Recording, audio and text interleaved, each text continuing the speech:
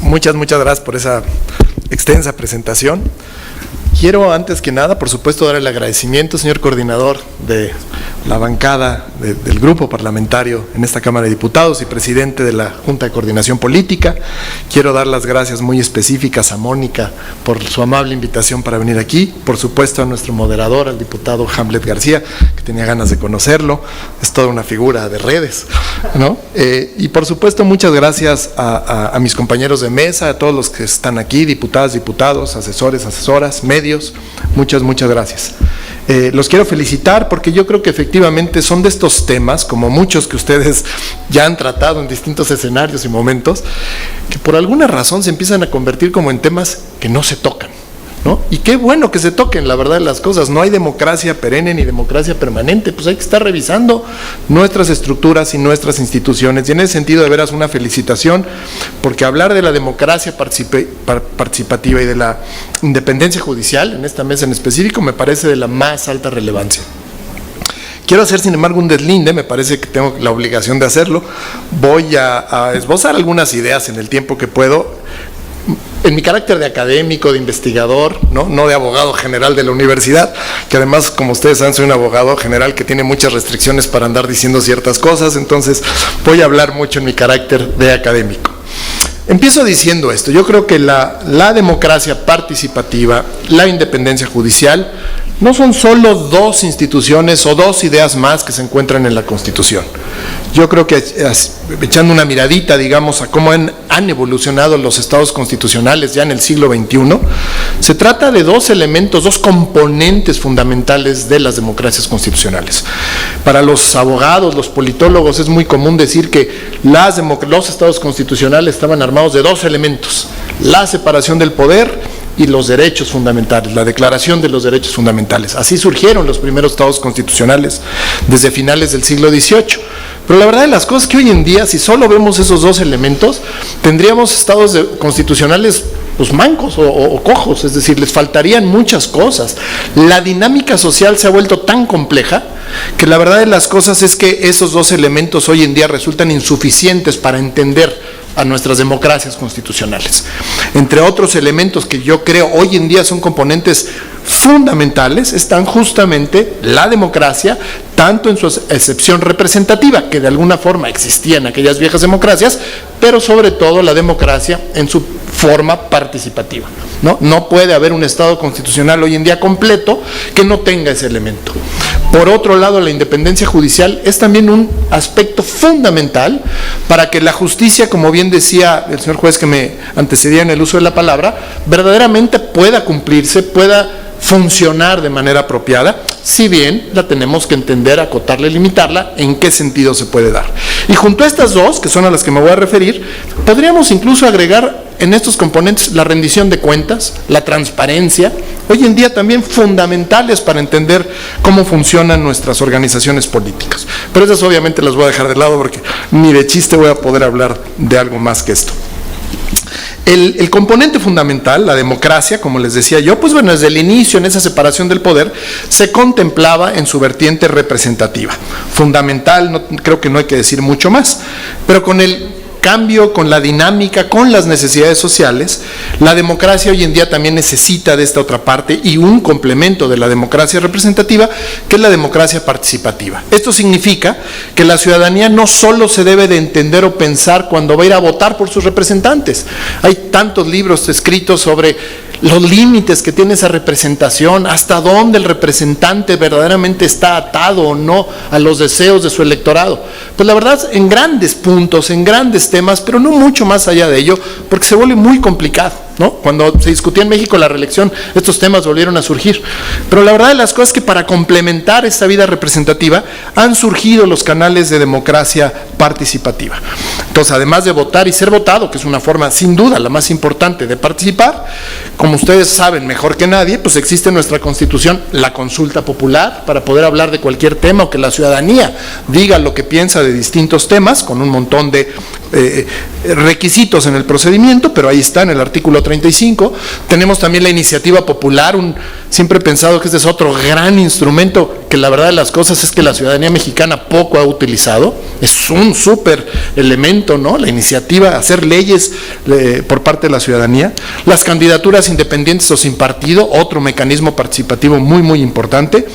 Y en esta administración, y hay que decirlo así, empujada por el presidente López Obrador, la revocación de mandato, ¿no? Que hoy en día es una realidad también en nuestro artículo 35 constitucional, y que ya tuvo con sus luces y sus sombras, pero ya tuvo su primera manifestación, que seguramente, al igual que la consulta, se irán perfeccionando con el devenir de los años. Pero qué bueno que ya tenemos todas estas figuras, sin lugar a dudas.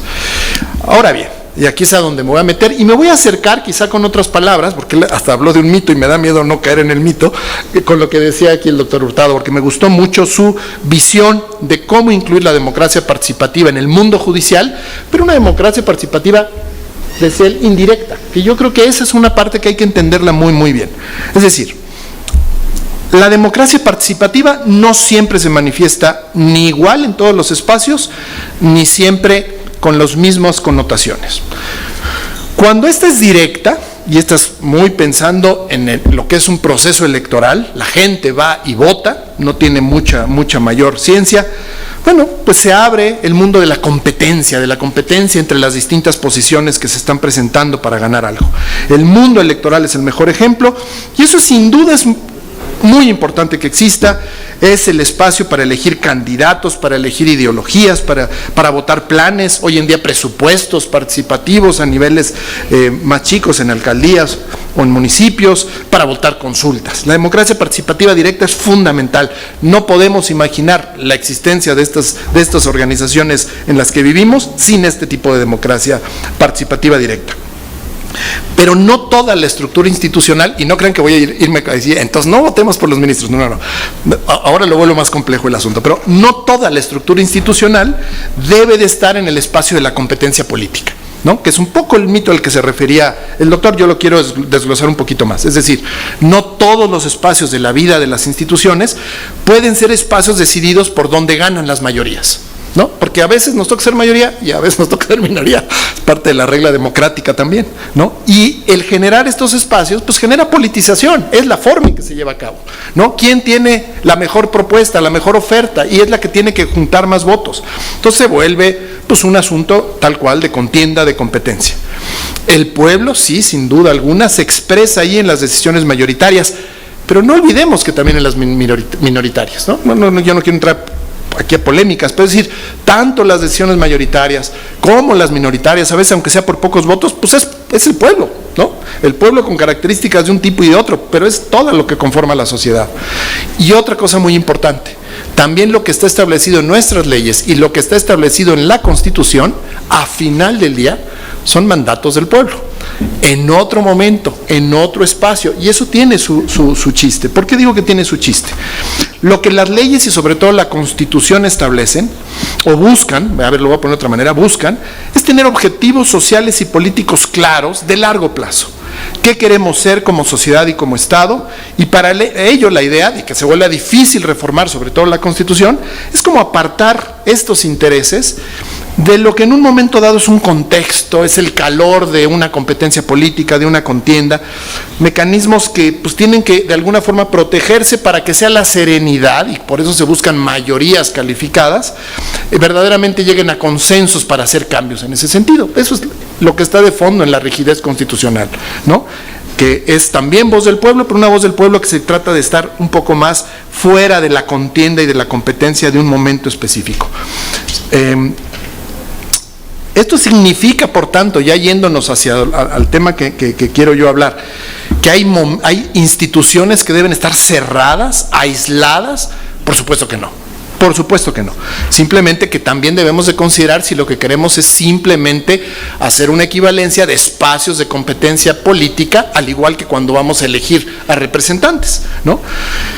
Hay mecanismos democráticos participativos, y ahí es donde quiero enfatizar un poquito más, indirectos. Y eso me parece a mí que es fundamental. Cuando se nombran a funcionarios muchas veces del Poder Ejecutivo o de otros poderes, el caso aquí que nos toca hoy hablar, que me voy a referir más a fondo en un minuto más, como es la Corte o los poderes judiciales, o muchas veces los órganos constitucionales autónomos, no es que estén alejados de la democracia, pero se buscan mecanismos de participación indirecta. Con eso se asegura el origen democrático, pero también evitar que ciertos espacios entren a ese calor y pasión de la competencia o de la contienda electoral, ¿no? En donde lo que se va a buscar, pues es lo que vende mejor, lo más popular, lo más visto, pero en muchos momentos a lo mejor no lo idóneo para ciertos puestos que sí requieren, no digo que sea lo más importante ni lo único, pero que sí requieren cierto conocimiento técnico. Nadie va a negar aquí que un juez, un magistrado, pues sí sabe hacer cosas que un mortal o un abogado, incluso muchas veces no lo desconocemos si no has vivido en todo lo que es el procesamiento, los procesos judiciales. Esto equivaldría a también decir, hay que votar a los embajadores, pues no, los elige el Senado, un origen democrático indirecto. Hay que votar a los altos funcionarios de Hacienda, a los altos mandos militares. Pues no, imagínense a lo que nos metemos y empezamos a votar por ellos.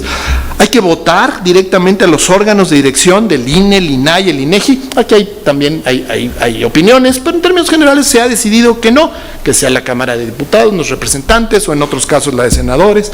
Hay que votar al fiscal general de la República, pues yo creo que tampoco. Hay que votar a los ministros, magistrados o jueces, así, en participación directa. Yo pensaría que no, pero sí creo que hay que meter participación indirecta y muchísimo más intensa que la que hoy en día existe, que creo que a todas luces no es la más efectiva, y ahora me dirijo a ello. Entonces hay que entender la democracia, quizás era mi primer punto, bueno, mi primero y rápido porque me quedan 3 minutos y medio, no solo en su vertiente directo, sino también que es un tanto reduccionista, sino en una visión mucho más amplia. La independencia judicial, el otro gran principio es básico, es el que asegura que haya imparcialidad en el momento en que hay un litigio, un conflicto entre dos partes, ¿no? Y eso me parece que es muy importante. ¿Qué se busca con la independencia judicial? Se busca que haya funcionarios que puedan decidir de acuerdo a lo que se marca en la ley o en la Constitución, más allá de intereses, más allá de presiones, más allá de la ley del más fuerte, más allá del calor del momento, más allá del dinero, más allá de estas cosas, o por lo menos así debería ser, y para eso está establecida la independencia judicial. Es a final de cuentas la independencia judicial, al menos teóricamente, la garantía de la igualdad, que cualquier persona que eventualmente se somete a un conflicto, ¿no? Y aquí pues es muy triste oír la historia de Arturo, porque claramente él no vivió independencia judicial en la historia que nos contó, que cualquier persona que acude a un juez tiene la garantía que va a ser tratado igual que cualquier otro, sin importar su estatus, sin importar su condición, sin importar su cargo, y que las dos personas están en igualdad de circunstancias para que un juez dirima y diga quién tiene la razón de acuerdo con la ley. Si hacemos a los jueces parte de una contienda abierta, sin requisitos, creo que otra vez podríamos caer en ese supuesto. Podríamos caer que sean las presiones, que sea la fuerza, que sea el dinero, que sean otras cosas, los que van a estar dictando a final del día de qué manera los jueces van a defender ciertos principios. Si así, con independencia judicial, por lo menos establecida teóricamente, no acabamos de lograrlo, pues tenemos que buscar de qué forma sí. Creo en mi visión que a los jueces no hay que buscar limitarlos, perseguirlos, sancionarlos. Hay que buscar mejorarlos ante todo, hay que buscar fortalecerlos, hay que hacer mecanismos de responsabilidad sin lugar a dudas cuando fallan, pero ante todo debemos tener jueces fuertes, confiables, seguros, que cuando un ciudadano, sea el que sea, tiene que acudir a pedir a justicia, a acceder a la justicia, por lo menos sienta seguridad de que estás yendo con un funcionario que verdaderamente va a estar también de tu parte, es decir, en la parte de la justicia, de parte de la ley. Eso me parece que es muy importante. Ahora, ¿qué tendríamos?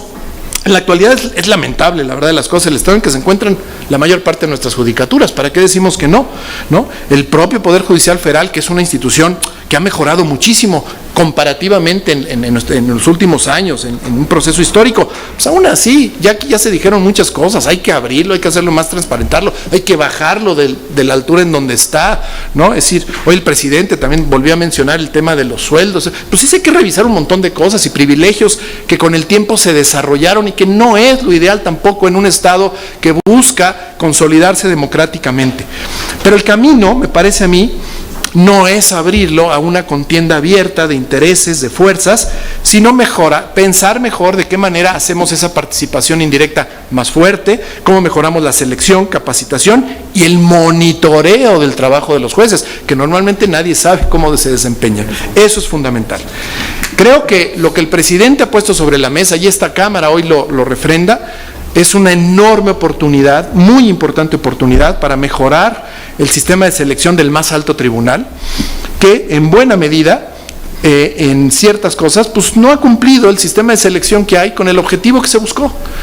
¿Quién no sabe que en las últimas décadas, este sistema que existe desde 1994, ¿no?, de que el presidente manda una terna y el Senado elige, pues en realidad se presta cuotas de intercambio entre los partidos más fuertes? Por varias décadas o administraciones así funcionó. Y cuando además hay un partido predominante en el Congreso, pues la verdad es prácticamente una designación directa disfrazada. Entonces el sistema no tiene que ver con nombres y apellidos. El sistema no está funcionando, no está cumpliendo con lo que se busca. El sistema debe perfeccionarse, y sí, a través de la participación ciudadana. Yo creería que buscando esto que sea indirecta para evitar politizar del todo el nombramiento de los ministros y volverlos militantes de fuerzas políticas, yo creo que lo que podría hacerse, y esto lo sugerimos hace años en un folletito que hicimos en el Instituto de Investigaciones Jurídicas, todavía con Héctor Fierro, que estaba también como parte de este grupo, es, bueno, cuando hay una vacante, abrirlo a todos los sectores sociales o a los más representativos para que presenten candidaturas. Esa es una forma democrática de presentación, no que la tenga ni un personaje ni un cargo, abierto a la sociedad, a las organizaciones, incluso a cierto número de firmas ciudadanas, a la academia, a los cuerpos de abogados, a las fiscalías, que presenten a candidatos para que haya una representación vasta. El problema del corporativismo judicial es muy importante, lo señaló con toda puntualidad el doctor Hurtado. Sí tenemos que ver una forma en que evitemos que la Corte sea esta corporación de intereses muy específicos. De esta manera, abriéndole a la sociedad que presentaran candidaturas, yo creo que podríamos lograr otra cosa. La lista se tendría que someter a requisitos muy específicos, yo sí creo que un poco más perfeccionados que los que existen hoy en nuestra Constitución, y todos los que pasen eso, entonces sí, con entrevistas, con comparecencias en el Senado, ¿no?, si eso es lo que se elige, podría entonces reducirse la lista a los mejores seleccionados ahí, y una vez que se tiene una lista de personas que cumplieron requisitos, que pasaron comparecencias y que fueron seleccionados por las fuerzas del Senado de la República, se podrían seleccionar incluso ya aleatoriamente, ni siquiera ya meternos en el enredo de hoy te toca a ti, mañana a mí, partido, no, pues si esos 5 ya son buenos candidatos o candidatas, se puede perfectamente buscar este método aleatorio, que a mí me parece que cumple buenas intenciones, como ya pasó quizá con el tema no me quiero meter en aguas que no me tocan, pero en el INE, ¿no? Creo que hasta ahorita parece que llegó a muy buen puerto. Creo que eso se podría hacer. Ahora, simplemente ya para terminar, que ya me comí aquí más tiempo de lo que yo quería hacer, creo que si solo tocamos ese tema, nos vamos a volver a quedar con una reforma manca. Tenemos que hacer una visión de reforma y qué bueno, lo dijo muy bien el diputado Hamlet García al inicio de esta mesa. Muchas personas lo han dicho, hay temas en la justicia que tenemos que tocar. Tenemos que tocar el tema del Consejo de la Judicatura, de verdad, sí no funciona, es un órgano que sirve para imponer cualquier decisión de gobierno o administrativa al interior del Poder Judicial por intereses del que está de presidente, porque tiene mayoría allá adentro. Hay que separar esto. Necesitamos analizar bien las funciones que tienen estos consejos de la Judicatura, ver de qué manera mejoramos y hacemos más públicas las deliberaciones de la Corte, de veras, volver más terrestres a los altos ministros, eso sin lugar a dudas. Tenemos que ver, que poner impedimentos para que los magistrados del Tribunal Electoral o los consejeros de la Judicatura no puedan aspirar a ser ministros de la Corte, porque se les olvida su trabajo por estar tratando de ver ya qué día van a ser ministros. Pues que cumplan bien para los altos cargos que fueron electos, y probablemente a los ministros también ponerles ahí algún impedimento para otra cosa, si es que así la buscan. Tenemos que fortalecer la carrera judicial, en fin, y tenemos, con esto cierro, pensar también en la justicia local. La justicia local en nuestro país, y desde hace muchos años, la verdad está en unas necesidades terribles de ser transformada y de ser fortalecida. Tenemos hoy en día poderes judiciales locales totalmente abandonados y que pues funcionan de esa manera, funcionan gracias a presiones, con intereses, de distinto tipo, ¿no? La verdad de las cosas, yo creo que hay tanto que trabajar en materias de justicia que de veras otra vez muchas gracias por la oportunidad y por abrir esta mesa.